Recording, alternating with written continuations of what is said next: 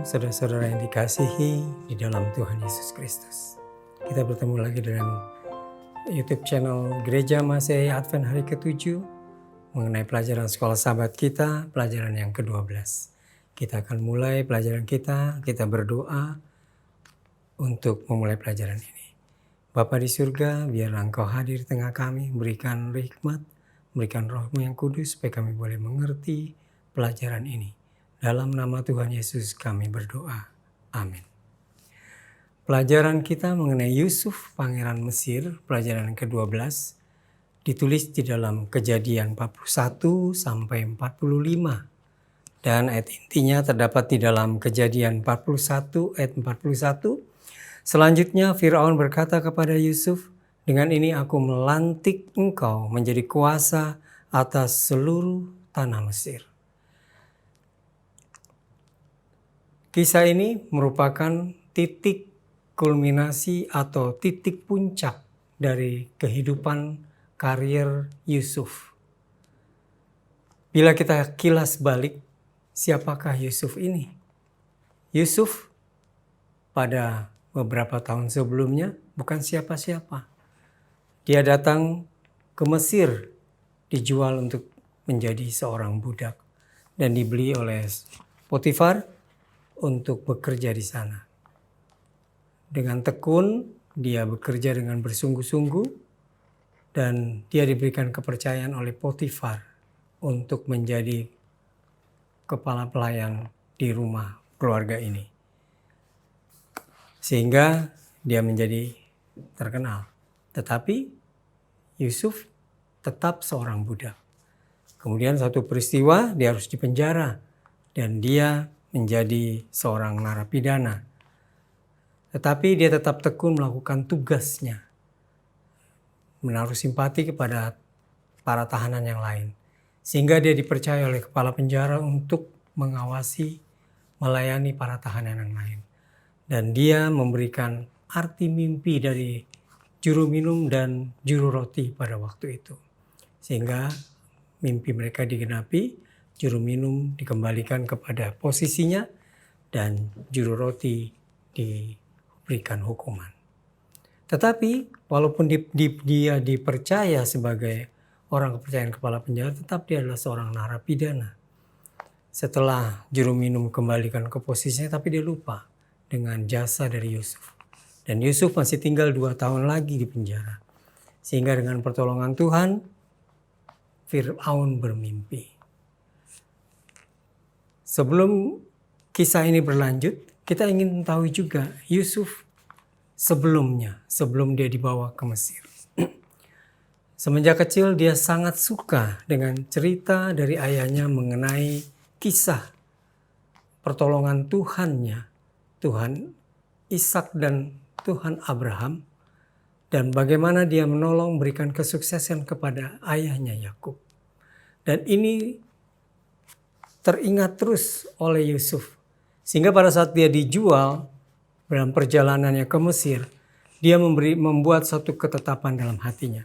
Bahwa dia akan menjadikan Tuhan Allah Yakub, Ishak dan Abraham sebagai tuannya.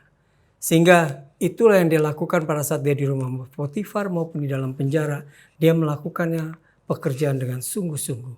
Dan ini juga bukti dari perlindungan Tuhan kepada Yusuf. Sehingga pada satu saat Firaun mendapatkan mimpi, arti mimpi bagi orang Mesir adalah sangat penting. Sehingga Firaun di dalam kitab Kejadian 41 ayat yang ke-8 dikatakan, pada waktu pagi gelisahlah hatinya, lalu disuruhnya memanggil semua ahli dan semua orang berilmu di Mesir. Tetapi tidak satu pun sanggup menjelaskan arti dari mimpi Firaun ini. Dan teringatlah ya juru minum ini kepada orang muda Ibrani di penjara. Lalu dia menyampaikan kepada Firaun. Dan Firaun memutuskan untuk memanggil Yusuf ke hadapannya.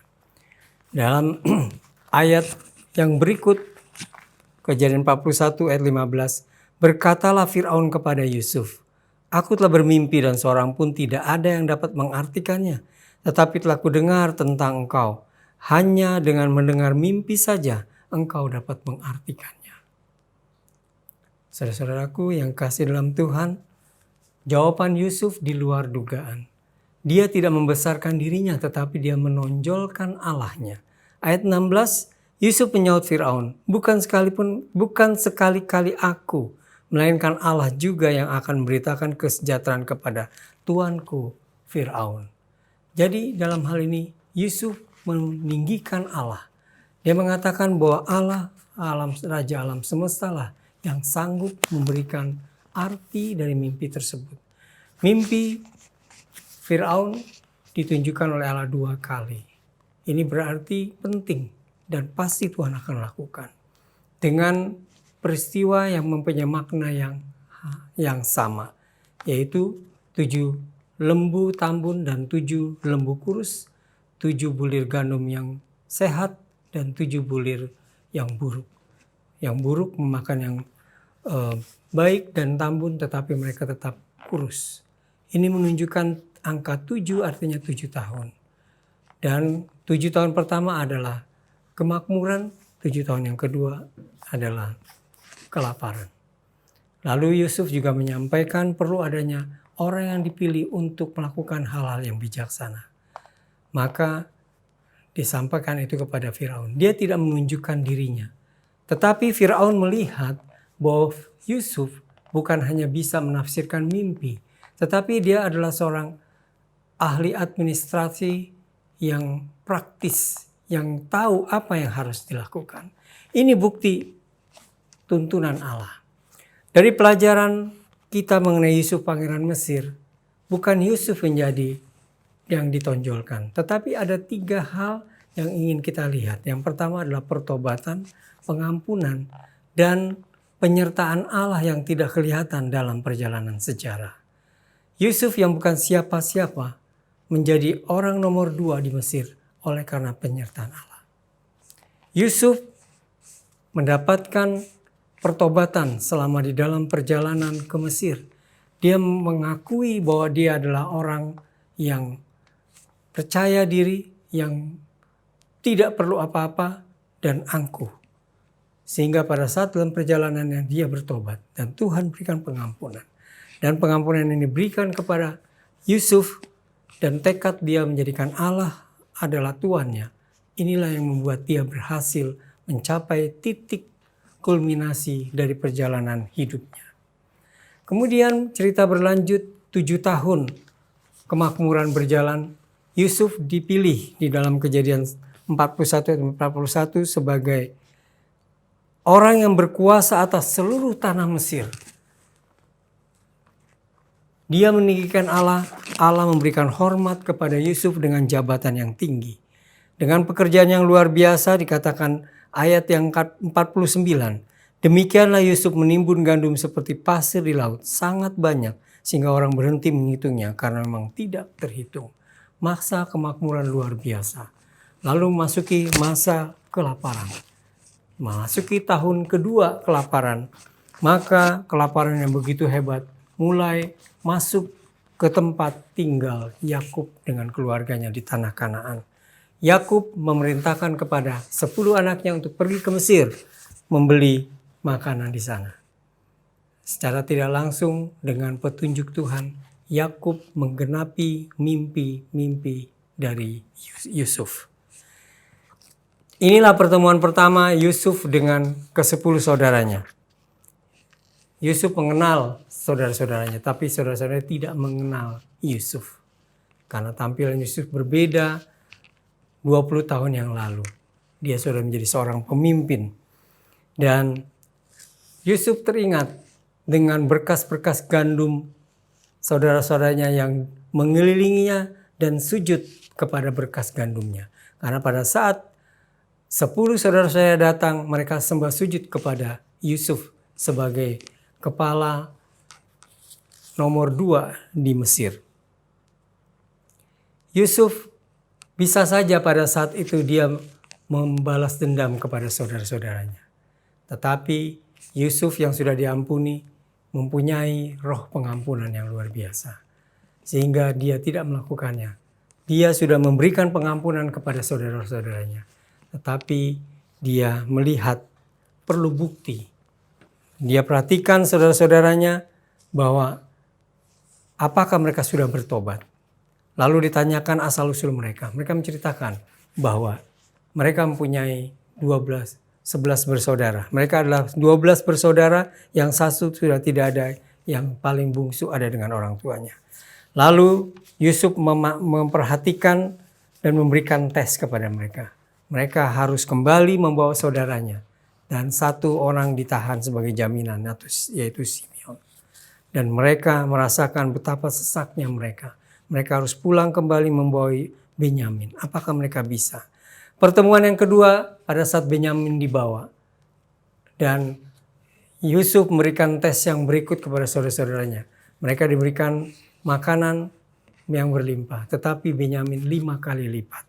Tetapi tidak ada kecemburuan yang ditunjukkan oleh saudara-saudaranya. Setelah saudara-saudaranya berpisah dengan Yusuf, sudah ada pertobatan di dalam diri saudara-saudaranya. Dan itu kelihatan. Lalu pada saat mereka pulang, piala perak ditaruh di tempat Benyamin. Sehingga mereka harus kembali lagi kepada Yusuf untuk mengembalikan piala itu. Dan disinilah kemudian Yusuf melihat bahwa mereka benar-benar sudah bertobat. Karena mereka tidak saling menyalahkan satu sama lain. Dan akhirnya Yusuf mengakui bahwa dia adalah saudaranya. Di dalam firman Tuhan, di dalam Kejadian 45 ayat yang ke-6 dikatakan, sebelum kita baca ayat yang ke-5, tetapi sekarang janganlah bersusah hati dan janganlah menyesali diri, karena kamu menjual aku ke sini. Sebab untuk memelihara kehidupanlah Allah menyuruh aku mendahului kamu. Karena telah 2 tahun ada kelaparan dalam negeri ini, dan selama 5 tahun lagi orang tidak akan membajak atau menuai. Disinilah kita lihat betapa agungnya sifat Yusuf. Dia mengatakan bahwa dia dijual ke Mesir bukan salah mereka, tetapi Allah yang mengizinkan untuk mendahului mereka, untuk menyediakan berkat bagi keluarganya dan seluruh isi bumi pada waktu itu. Yusuf mempunyai pengampunan yang besar. Umat Tuhan seharusnya seperti Yusuf.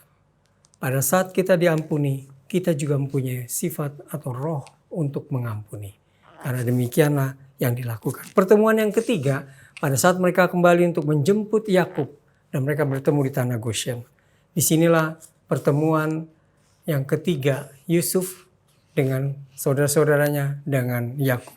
Pertemuan Yakub dengan Yusuf adalah yang pertama. Dan di sini bagaimana peranan tangan Allah melakukan pertolongan, perlindungan kepada Yusuf yang mengatur perjalanan sejarah hidup mereka. Memimpin Yusuf dari perjalanan dijual sebagai budak di Mesir, tempat bekerja di tempat Potifar, di penjara, sampai menjadi orang nomor 2. Ini menunjukkan bukti bagaimana Tuhan menolong mereka. Umat-umat Tuhan yang dikasihi, jangan kita takut dengan masa depan. Karena tangan Tuhan akan menolong kita. Pelajaran dari Yusuf sebagai pangeran Mesir, bahwa kita harus bertobat. Kemudian kita juga sudah diampuni. Bila kita sudah diampuni, maka kita pun bersedia untuk memberikan pengampunan kepada saudara-saudara kita. Kita akan baca di dalam kutipan berikut. Namun demikian Allah telah mengendalikan peristiwa-peristiwa itu sedemikian rupa, sehingga pengetahuan tentang dirinya dapat diberikan kepada bangsa Mesir, baik di dalam rumah Potifar ataupun di dalam penjara. Yusuf telah menerima satu pendidikan dan latihan yang dengan disertai takut akan Allah, telah menyediakan dia bagi pangkatnya yang tinggi sebagai Perdana Menteri bangsa itu. Dari istana Firaun pengaruhnya terasa di seluruh negeri itu, dan pengetahuan akan Allah tersebar luas kemana-mana. Bangsa Israel di Mesir telah menjadi makmur serta kaya, dan hal seperti ini bila disertai dengan kesetiaan kepada Allah akan memberikan satu pengaruh yang meluas. Kiranya pelajaran mengenai Yusuf akan memberikan inspirasi dan motivasi kepada kita untuk meninggikan Tuhan, memberikan pengampunan kepada saudara-saudara yang bersalah kepada kita. Dan kita percaya akan pertolongan dan penyertaan Tuhan selama hidup kita hari ini, besok, dan selamanya. Inilah pelajaran kita. Kiranya Tuhan memberkati kita semua. Kita berdoa. Bapa di surga, kami mengucap syukur akan firman-Mu. Pelajaran ini memberikan motivasi dan inspirasi kepada kami sebagai umat-umat-Mu untuk selalu bergantung kepada-Mu. Melakukan pertobatan kami setiap hari. Karena Tuhan sudah menyediakan pengampunan bagi kami. Dan biarlah hati kami pun bersedia untuk mengampuni kesalahan saudara-saudara kami. Dan biarlah kami tetap percaya tangan pertolongan-Mu untuk masing-masing kami. Biarlah kehendak-Mu yang jadi atas kami. Dalam nama Tuhan Yesus kami berdoa. Amin. Jangan lupa untuk like, subscribe, dan share YouTube channel ini. Tuhan memberkati kita semua.